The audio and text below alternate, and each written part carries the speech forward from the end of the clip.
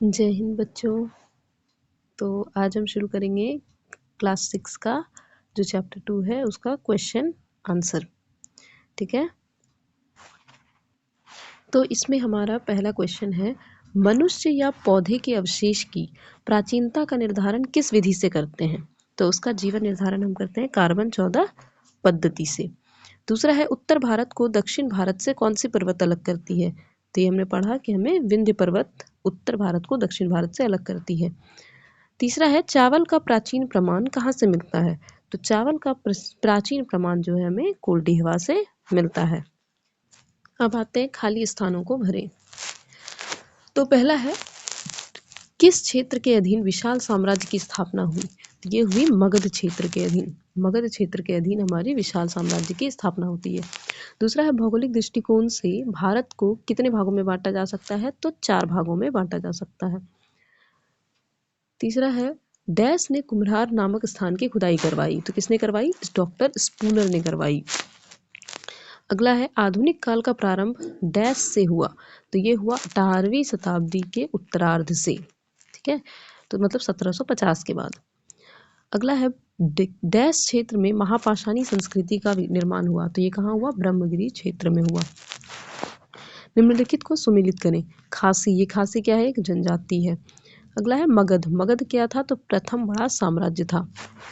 अगला है, महापाषाणिक संस्कृति, ये हमें दक्षिण भारत में देखने को मिलती है ब्रह्मगिरी नामक स्थान पर। चौपानी मांटो में क्या मिलते हैं? तो अनाज के प्रमाण मिलते हैं। आइए अब प्रश्न उत्तर करते हैं। पहला प्रश्न है, इतिहास के अध्ययन से हमें कई तरह की जानकारी प्राप्त होती है। तो क्या क्या जानकारी प्राप्त होती है? तो इतिहास के अध्ययन से हमें अतीत से लेकर वर्तमान तक की कई तरह की जानकारियाँ प्राप्त होती हैं, जैसे हमारे पूर्वज कौन थे, वे कहाँ रहते थे, क्या खाते थे आदि। मतलब इन सब चीज़ों की जानकारी हमें इतिहास से मिलती है। अगला है, पुरातत्व किसे कहते हैं? तो वैसे भौतिक अवशेष जैसे औजार, बर्तन, आभूषण, मूर्तियाँ, सिक्के आदि जिनके माध्यम से हम मानव के अतीत का अध्ययन करते हैं उन्हें पुरातत्व कहते हैं। अगला है, इतिहास के अध्ययन से हमें अतीत के बारे में क्या क्या जानकारी मिलती है? तो इतिहास के अध्ययन से हमें अतीत के बारे में कई तरह की जानकारियाँ मिलती हैं, जैसे हमारे पूर्वज कौन थे, वे कहाँ रहते थे, क्या खाते थे और कैसे कपड़े पहनते आदि। इन सब चीज़ों की जानकारी हमें इतिहास के अध्ययन से मिलती है। अगला है, अतीत की जानकारी जिन जिन स्रोतों के माध्यम से हो सकती है उनकी एक सूची बनाएं। तो अतीत की जानकारी हमें कई स्रोतों से हो सकती है, जैसे पांडुलिपि हो गए, हमारे अभिलेख हो गए, पुरातात्विक वस्तुएं आदि, ये इन सब चीज़ों से मिलती हैं। है, देश का नाम भारत और इंडिया कैसे हुआ? तो इंडिया शब्द जो है ये इंडस से निकला है, जिसे संस्कृत में सिंधु कहा जाता है।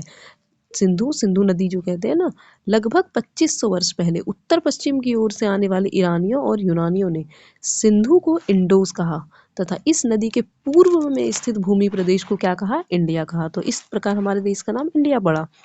भारत कैसे पड़ा? तो एक मान्यता के अनुसार इस देश का नाम भारत भरत नामक मानव समूह के नाम पर पड़ा, जो उत्तर पश्चिम क्षेत्र में रहते थे। इसका उल्लेख हमें कहाँ मिलता है? तो ऋग्वेद में मिलता है।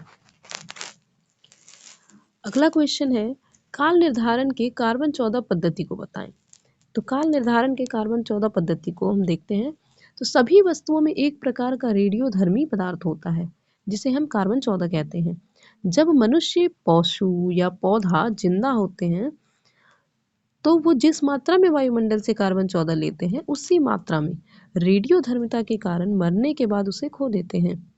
भौतिक शास्त्री इसी निहित कार्बन 14 की मात्रा का पता लगाकर उस जीव की आयु निश्चित करते हैं। आओ करके देखें। तो पुरातत्वविदों द्वारा खुदाई में प्राप्त वस्तुओं की सूची बनाना है कि उन्हें क्या क्या मिला। तो पुरातत्वविदों द्वारा खुदाई में प्राप्त वस्तुओं की सूची निम्नलिखित है। पहला, पत्थर एवं ईंट से बनी इमारतों के अवशेष मिले, औजार मिले, हथियार मिले, बर्तन, आभूषण, मूर्तियाँ, चित्र, सिक्के, जानवरों, पक्षियों एवं मछलियों की हड्डियाँ भी मिली, अनाज मिले, कपड़े मिले, इन सब के अवशेष आदि। आखिरी क्वेश्चन है कि भारत के मानचित्र पर निम्नलिखित स्थानों को दिखाएं। नर्मदा नदी, तो ये नर्मदा नदी कहाँ है? तो ये ठीक यहाँ पर से गुजरती है नर्मदा नदी। आगे है गंगा नदी। गंगा नदी हमारा इधर से गुजरती है गंगा नदी।